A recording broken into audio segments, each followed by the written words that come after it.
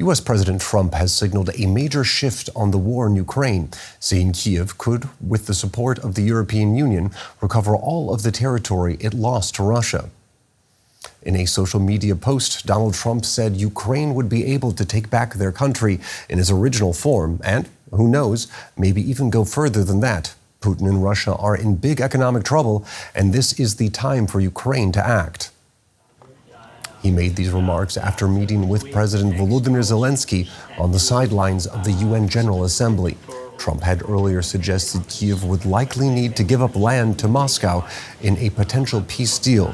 During the meeting, Trump also said he would back NATO countries that shoot down Russian fighter jets violating their airspace, but direct U.S. involvement would depend on the circumstances. Mr. President, any update on your talks with President Putin and DC?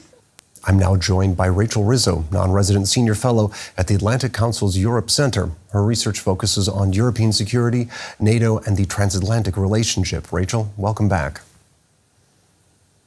Thank you. So Trump's seeming about-face on Ukraine is making headlines, but he stressed it was up to the European Union and NATO members to push Ukraine to victory. Is he trying to step the U.S. back from its traditional security responsibilities in Europe? Well, I think there's a few things at play here. The first is that Trump made the war in Ukraine a huge part of his campaign, right? First, he was going to end the war in 24 hours, then he was going to end it in 100 days. And I think his team is now understanding just how complicated this really is. So that combined with this frustration that he's feeling with Vladimir Putin's unwillingness to really come to the table, plus the desire to get Europeans to really shoulder the burden for Ukraine's future security and for its own security as a continent, I think is all sort of combining together at this point. But I will say I was very surprised to see his post on Truth Social today saying that Ukraine could win back its territory, because this really is a 180-degree turn from the rhetoric that he's used since he came into office in January. Now, Donald Trump also spoke about NATO potentially shooting down Russian jets, but when asked if the U.S. would support its allies if they did so, he said it depends on the circumstance. So should NATO allies worry about the U.S.'s commitment to the alliance? So I think that this is a very specific niche issue that NATO has to deal with all the time. It's not a new thing where Russian jets are violating NATO airspace, violating Estonian airspace specifically. What is new is the amount of time that Russian jets spent in Estonian airspace, combined with these multiple drones that have flown over in Poland and Romania too. And so I think Trump has made it clear that the U.S. administration, his administration, is committed to NATO, but also doesn't want to give away all the cards, and also doesn't want the Europeans to think that if they potentially shoot down a Russian jet, that the United States will automatically join in. And so I think there's some sort of strategic ambiguity that he's trying to put on the table here that's at play here. But if I were Europeans, I wouldn't be worried. I think that even though Trump is erratic and makes rash decisions, I do think that if push came to shove, there would be some sort of support by the United States. What that looks like, I'm not sure. All right. Now, Donald Trump also didn't hold back in his remarks to the UN General Assembly, criticizing the body as ineffectual. What did you make of his comments? Well, let's just be clear that Trump pretty much despises the United Nations in the same way that he despises many other multilateral institutions. He sees them not as a way for the United States to project and extend its power, but as bodies that really constrain the United States. And he thinks that the UN is falls into this category as well. So it doesn't surprise me that he used his podium to really harp on the Europeans, to really push his nationalistic agenda, talking about immigration, talking about climate change. Donald Trump, never misses an opportunity to turn a speech into a real campaign moment. And that's exactly what he did at the United Nations today. And it was an unsurprising outcome for me. Now, before you go, I want to show you a brief exchange between our correspondent Misha Komodovsky that he had with Trump and Zelenskyy after their meeting. Would you want President Zelenskyy to nominate you for the Nobel Peace Prize? Why not? Are you ready to nominate Trump for the Nobel Peace Prize? Trump has a chance to end this war. If he ends it, I'm absolutely sure all Ukrainians will gladly do it, because it's an unbelievable mission to end it. We just asked Trump and he said, why not? Why not? Now, it's no secret that Trump wants a peace prize, but have his actions, past or present, brought us closer to ending the conflict in Ukraine? Well, it really depends on who you ask. I mean, if you asked Trump and his team, they would say they've put pressure on Putin, they've put pressure on Zelenskyy, and these are the two people that have to come to the table and to decide to end the war. But also, there's a lot of pressure that the United States could have been putting on Russia in terms of tightening sanctions that they've been unwilling to do so far. And there's also been an opportunity to send even more weapons to Ukraine, more financial aid to Ukraine that the administration hasn't taken as well. So I think that there have been efforts that are worthwhile and worthy of praise. But I think really it depends on what Trump is willing to do now and going forward. And if he's willing to pressure Russia and if he's willing to really continue to step up support for Ukraine to, win or regain its territory back. But I guess time will tell. We're still not sure if we're there yet. That was Rachel Rizzo from the Atlantic Council's Europe Center. Many thanks. Christopher Walker is Vice President at the Center for European Policy Analysis in Washington, D.C. I asked him earlier what he made of Donald Trump's new stance on the war in Ukraine. Well, it seems President Trump had an opportunity to get details of some of the battleground developments and get a quite fair assessment of how resilient Ukraine is on the one hand, and on the other, understand, as he also noted, that Russia finds itself in economic straits. And it's worth noting that since the full-scale, unprovoked attack by Russia of Ukraine, some 1 million Russian servicemen have been either killed or injured by some estimates. And so despite all of the asymmetries that Ukraine faces, they're demonstrating a very considerable resilience. And I think this was a reflection of President Trump's remarks today. So it seems the facts on the ground in Ukraine are changing his opinion, but still, were you surprised after the two leaders' disastrous meeting in the White House earlier this year? Well, I think one of the things we've learned with these meetings is that there are enormous possibilities for shifts in perspective. And I think it's a positive development that in this instance, there was what seems to be information shared that helped clarify some of the issues on the ground in ways that made quite an impression on the president. And he saw fit to share those quite directly. Now, notably, Trump spoke about support from Europe and NATO, but not from the U.S. itself. What exactly do you make of that? Well, I think we've seen over a protracted period of time in the U.S. political context a focus on domestic issues and an inward focus. In this regard, the U.S. has been looking to Europe to carry more of the burden.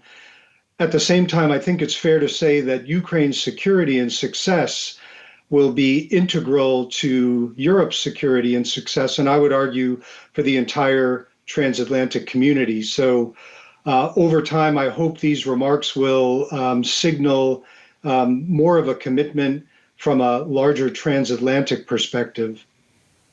Now, is there anything that Trump can do that his predecessor, Joe Biden, could not in terms of supporting Ukraine? Well, at this point, I think, as the president noted, there are a couple of things to keep in mind. One is that we shouldn't presuppose that Russia's internal situation is so clear or so strong, for that matter. The Russian authorities are set to release budget estimates in the coming month or so, barring any change in the calendar, and we'll actually get a picture of their situation in terms of how much they'll be investing into the war effort. It'll be a signal, I think, to both Russia and the outside world of how committed Putin is, whether he maintains previous levels or alters this, given some of the pressures he's facing. And I think this is an indication that both the US and Europe need to keep the pressure on, both in terms of providing Ukraine the supports it needs in military and non-military terms, but also making sure that sanctions are maintained and fully implemented against Russia. Now, in a more broader context, critics have long accused Trump of being overly deferential to Vladimir Putin, but now Trump has also voiced his support for NATO members shooting down Russian aircraft that violate their airspace. So is he changing his tune on Russia in general? Well, I think the best way to think about this is the brazenness of the encroachments by Russia over time, not least with the full-scale invasion of Ukraine and the horrible cost this has wreaked upon Ukrainian society.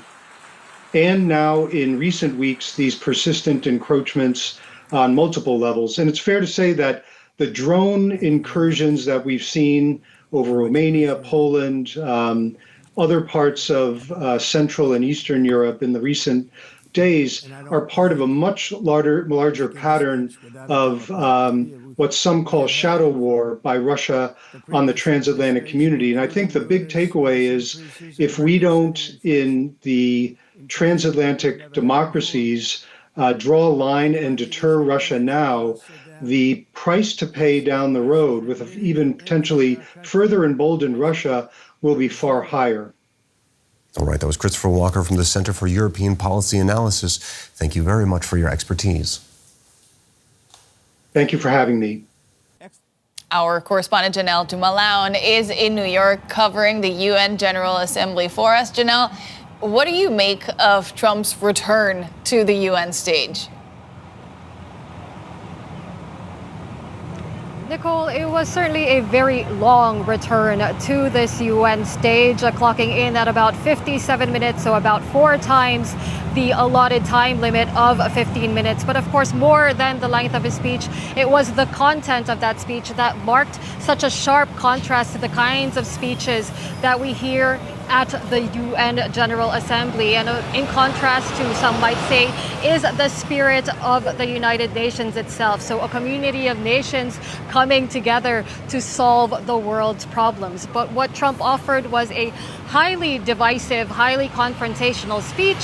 He said that he had done more to solve conflicts than the United Nations ever did. He said that all the United Nations had was empty words and the ability to write strongly worded letters. He told the leaders of the assembled nations in this great hall that their countries were, quote, going to hell because in his view, they're doing everything wrong when it comes to immigration. He also called climate mitigation efforts a Green New scam, a con job. He attacked renewable energy policies. But as you say, he was very congratulatory about America under his own leadership, saying that thing which he often says, that America is the hottest nation on earth with the best economy in the history of the world. So his message there definitely seems to be America first, America the best, the rest of the assembled United Nations not as good, possibly on the way to ruin. A very remarkable message indeed for what I would like to point out is the host country of this gathering. On the sidelines, he met with Ukrainian President Volodymyr Zelenskyy. That's, of course, always a meeting to watch.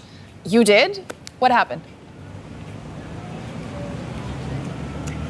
I did, and it was quite notable that after that meeting, President Trump actually released a Truth Social post that showed him to be much more positively on Ukraine's side, with Ukraine, more than he had sounded before. So if I could just read briefly part of what he said. He said, after getting to know and fully understand the Ukraine-Russia military and economic situation, and after seeing the economic trouble it is causing Russia, I think Ukraine, with the support of the European Union, is in a position to fight and win all of Ukraine back in its original form. With time, patience, and the financial support of Europe, and in particular NATO, the original borders from where this war started is very much an option. Nicole, this is a marked shift from what had been his previously expressed position that Ukraine should be prepared to make territorial concessions. So this is definitely something to follow.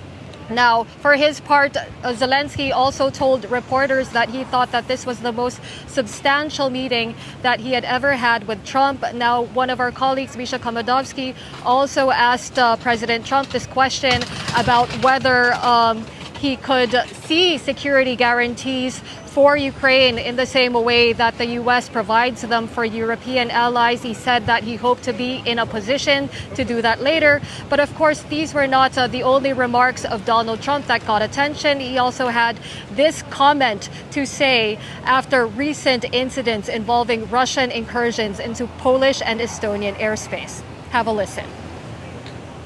Do you think that NATO countries should shoot down Russian aircraft if they enter their airspace? Yes, I do.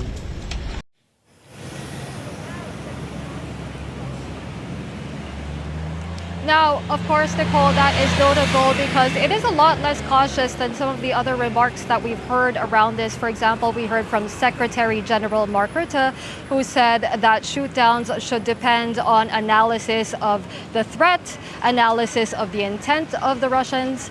And it also provides a bit of a contrast to statements that Trump's own Secretary of State, Marco Rubio, said earlier, where he said that he didn't think NATO allies would shoot down planes, quote, unless they're attacking. So some critics would say that this could be escalatory on Trump's part. Some critics would call it firm. But only Trump, of course, knows exactly what he meant when he said that. DW's Janelle Dumalaon in New York. Thanks so much for that.